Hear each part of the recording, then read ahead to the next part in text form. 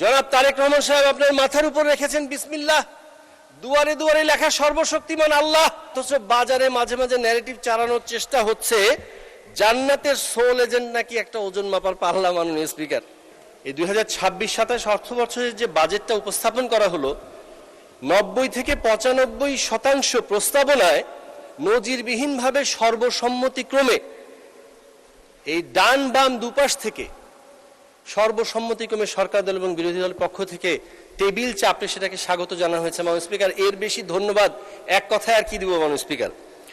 মাননীয় স্পিকার, এরপরেও আমরা একটু দেখতে পেয়েছি যে বাজেট পরবর্তী বাহিরে কিছু ব্যানার নিয়ে মিছিল হয়েছে। মাননীয় স্পিকার, আমাদের মাননীয় স্বরাষ্ট্রমন্ত্রী মহোদয় এবং সাপ্লিমেন্ট করে আরো অনেক মাননীয় সংসদ সদস্যবৃন্দ মাঝে মাঝে যথার্থই বলেন যে ভেতরে একরকম, বাহিরে গিয়ে কেন যেন একটু অন্যরকম হয়ে যায়। মাননীয় স্পিকার, অনেক সময় এরকম হয় মাননীয় স্পিকার, আসলে নদীর উপর ব্রিজ বানাতে হয়। এখন আগেই যদি ব্রিজটা বানায় ফেলে তখন কি হয়, তখন শুকনো জায়গায় নিজে নদী কাটতে লেগে যায়, মানে অযাচিত ব্যাপার স্যাপার আর কি। এখন ব্যানার যদি আগেই বানিয়ে রেডি থাকে কেউ, এখন সেটা নিয়ে একটু ফটো সেশন না করলে কেমন হয়, এরকম হয়ে থাকতে পারে। মাননীয় স্পিকার, মাননীয় স্পিকার, আমি আরেকটা বিষয় একটু লক্ষণীয়ভাবে করতে চাই, যেটা হলো আমাদের মাননীয় প্রধানমন্ত্রীর নেতৃত্বেই সংসদ চলছে।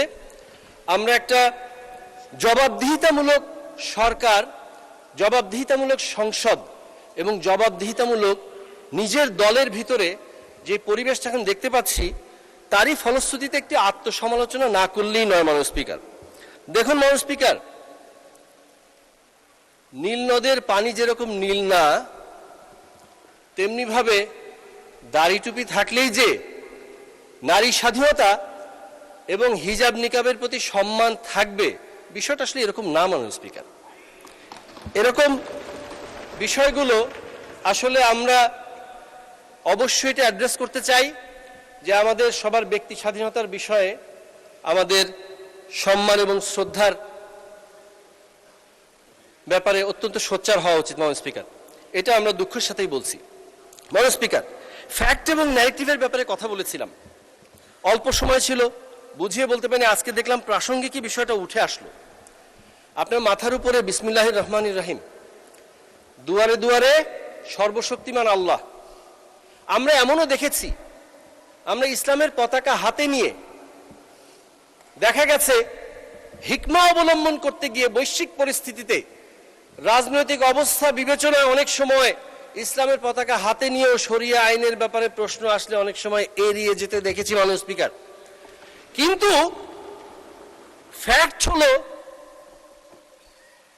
জিয়াউর রহমান সাহেব, শহীদ রাষ্ট্রপতি জিয়াউর রহমান লিখে দিলেন সংবিধানে বিসমিল্লাহ, তার সুযোগ্য উত্তরসূরি জনাব তারেক রহমান সাহেব আপনার মাথার উপর রেখেছেন বিসমিল্লাহ, দুয়ারে দুয়ারে লেখা সর্বশক্তিমান আল্লাহ।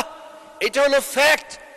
এই বৈশ্বিক পরিস্থিতিতে, এই অবস্থায়ও হিকমা অবলম্বন করার প্রয়োজন পড়ে নাই। মাননীয় স্পিকার, এটাই ফ্যাক্ট।